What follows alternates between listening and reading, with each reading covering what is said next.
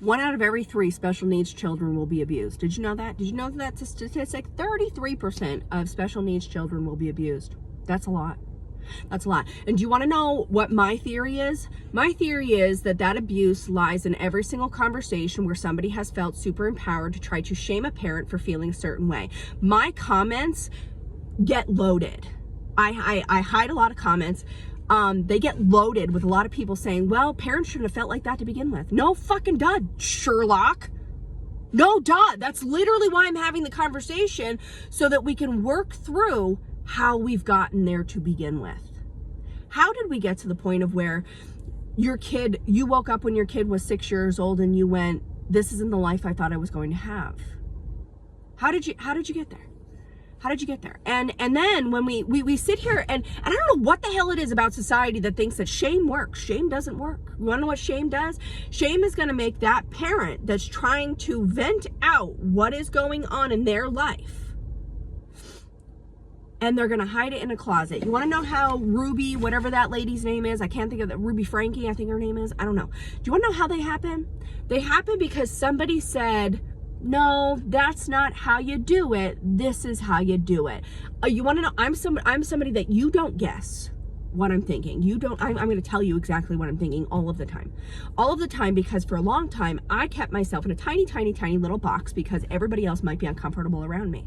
And then, I don't know what has happened. I turned 30 and all of a sudden I became on this, I was on this journey for a couple of years where I just went, I have to stop worrying what other people are thinking about me. And then I became really reclusive and now I'm struggling to even get myself out there. But anyway, it doesn't matter. These conversations are so vital. They are so vital. They are so vital. And you want to know who they're even more vital for? The conversations that are hard to have, they're vital for people who come from a tumultuous past like I do. I come from a very violent background, and that very violent background doesn't just go away. It doesn't just disappear because I had a kid and I'm not supposed to hold emotions that I had beaten into me at some point in time in my life. It is mind-boggling how much people think that shame works in society when it doesn't. We need to open up the conversation of, this is not the life that I thought I was going to have for special needs parents. We need to open up the conversation of the overwhelm. We need to open up the conversation of, I don't know that I want to take care of my kid for the rest of my life. We need to open up all of those conversations that are so stigmatized by people who are not doing this. Like that's the other reality, is the very, very, very large majority of people who comment the stupid things they comment on my posts. They're not living this. And it's confusing. I'm not saying that they don't deserve to hold an opinion. But maybe your opinion is skewed by your lack of experience in what this means, because I didn't wake up when I was 23 years old, had a child, and then think that I wanted to trade in football practice, soccer games, baseball games, watching him play with kids in the park. I didn't wake up one day and go, you know what? I want to fight a whole medical system. I want to have to pay an advocate to ensure that I qualify, my son qualifies for the insurance that he needs to be able to get the services he needs. I didn't wake up one day and was like, hey, I want to spend $300 a month on diapers because unfortunately with what goes on with him, he is also incontinent.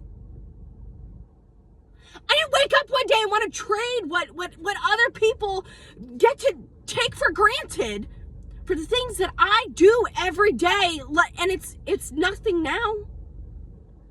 But when it all first started, I cannot fully encompass in words the amount of fear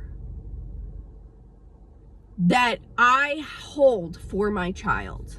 I just had this conversation yesterday, and I broke down with a friend. I worry about the day I die. My son has never, ever lived a day without me in his life. Never. Never. There has never been a night where he has gone to bed and I have not been there. Never, not once. And my greatest fear isn't that my capable child might not make right decisions. My fear is that my 70-year-old child will still have the cognition of a 4-year-old. And then I will die. And he won't understand where I went.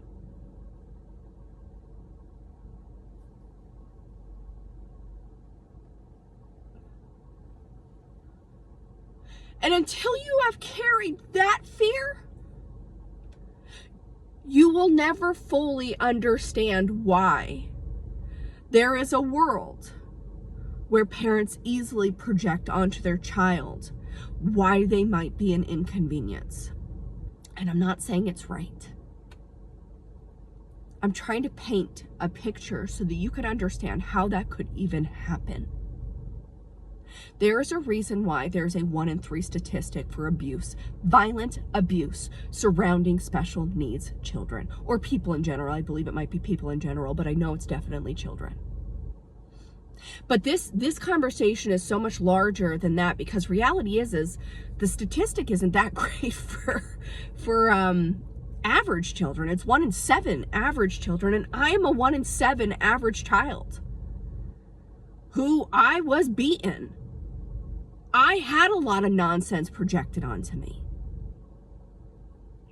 So I can understand from a completely different realm, which is why I try to rip this conversation open. And I don't even know how to do it because social media is so exhausting for me. It's so exhausting because you guys don't read them. I get to see all the hidden comments of all the people that are like, well, maybe you shouldn't feel that way. Well, that's really nice. That's you made it go away. You made that shit go right away. You made it go right away. You know what? You're right. I should be whistling while I'm changing my son's dirty diaper in the morning now, because you just made my overwhelm go away. You made my overwhelm thinking about how I might be changing my 45-year-old's diaper every single day. And I'll be 55 or 65. I'm sorry. Well, actually, I'll almost be 70. I'll be 68. Yeah. You made that go away. And I think a lot of people, I hate that shame nonsense. I really hate it. It makes me so mad. It makes me so unbelievably infuriated. Okay, well, anyway. I was just thinking about it, and I was talking to myself, because that's what I do. And I thought, you know what? I need to share this. I need to share this.